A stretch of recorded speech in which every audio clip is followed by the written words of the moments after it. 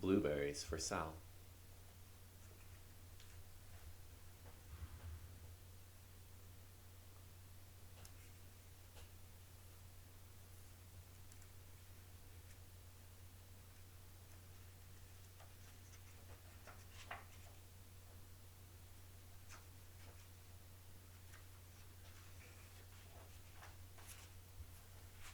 Blueberries for Sal.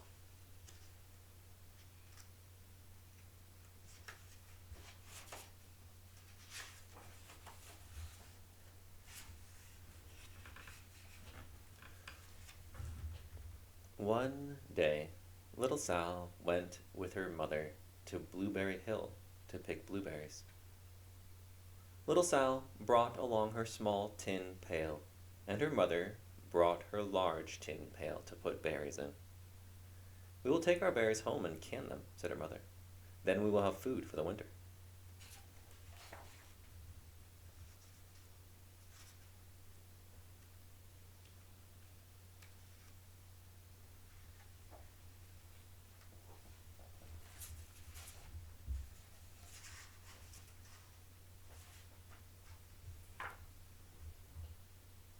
Little Sal picked 3 berries and dropped them in her little tin pail.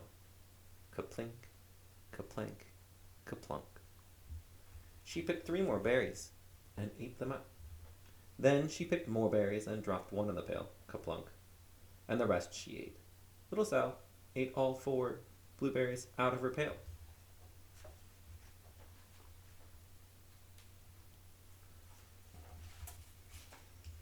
Her mother walked slowly through the bushes, picking blueberries as she went and putting them in her pail. Little Sal struggled along behind, picking blueberries and eating every single one.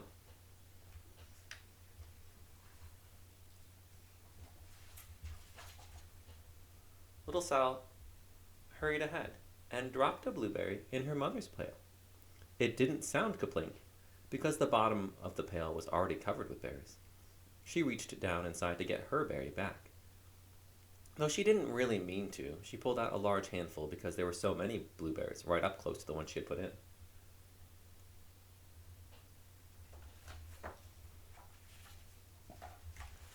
Her mother stopped picking and said, "Now, Sal, you run along and pick your own berries.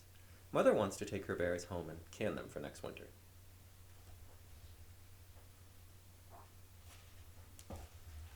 Her mother went back to picking, but little Sal, because her feet were tired of standing and walking, sat down in the middle of a large clump of bushes and ate blueberries.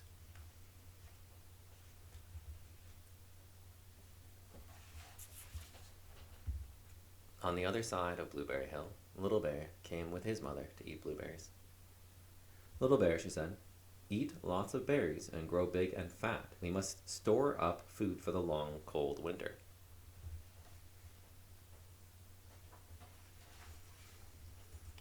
Little Bear followed behind his mother as she walked slowly through the bushes, eating berries. Little Bear stopped now and then to eat berries. Then he had to hustle along to catch up.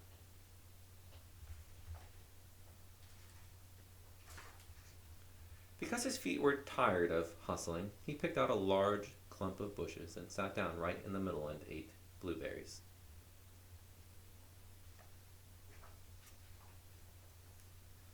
Over on the other side of the hill, little Sal ate all of the berries she could reach from where she was sitting.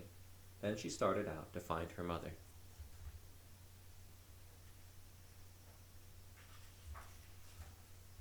She heard a noise from around a rock and thought, "That is my mother walking along." But it was a mother crow and her children, and they stopped eating berries and flew away, saying, "Caw, caw, caw." Then she heard another noise in the bushes and thought, "That is surely my mother, and I will go that way." But it was Little Bear's mother instead. She was tramping along, eating berries, thinking about storing up food for the winter. Little Sal tramped right along behind.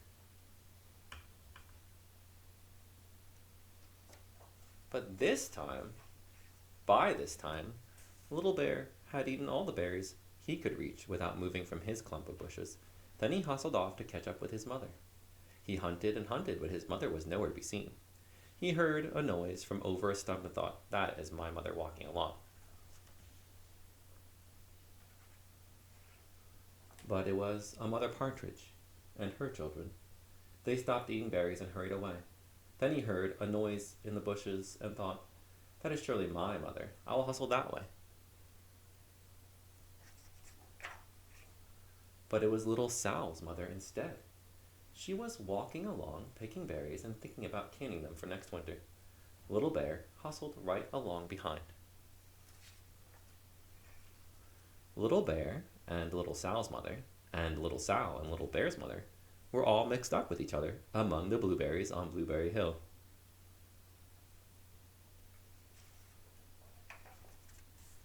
Little Bear's mother heard Sal walking along behind and thought it was Little Bear, and she said, "Little Bear, munch, munch, eat all you gulp can possibly hold, swallow."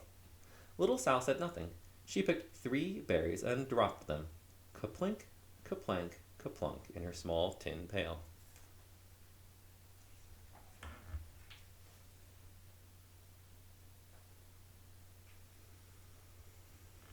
Little Bear's mother turned around to see what on earth could make a noise like kaplunk. "Grumph!" she cried, choking on a mouthful of berries. "This is not my child. Where is Little Bear?" She took one good look and backed away. She was old enough to be shy of people, even a very small person like Little Sal. Then she turned around and walked off very fast to hunt for Little Bear.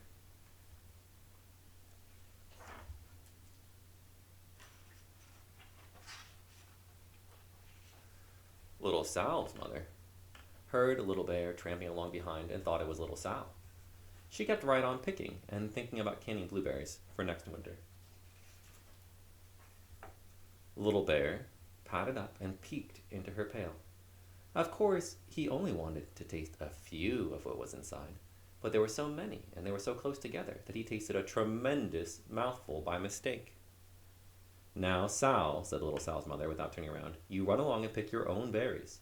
Mother wants to can these for next winter." Little Bear tasted another tremendous mouthful and almost spilled the entire pail of blueberries.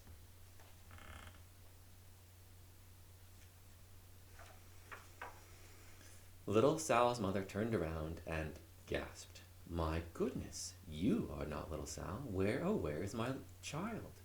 Little Bear just sat munching and swallowing and licking his lips. Little Sal's mother slowly backed away. She was old enough to be shy of bears, even very small bears like Little Bear. Then she turned and walked away quickly to look for Little Sal.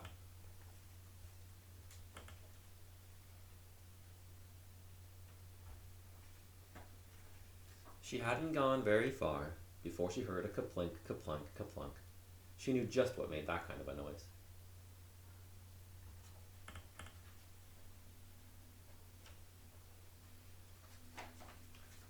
Little Bear's mother had not hunted very long before she heard a hustling sound that stopped now and then to munch and swallow. She knew just what made that kind of a noise.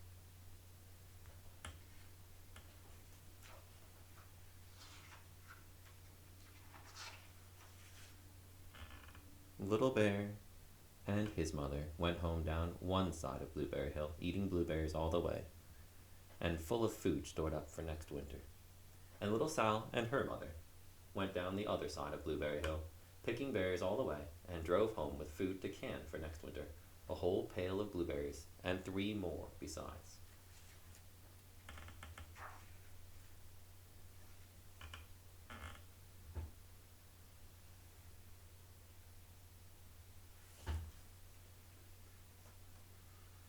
Blueberries for Sal.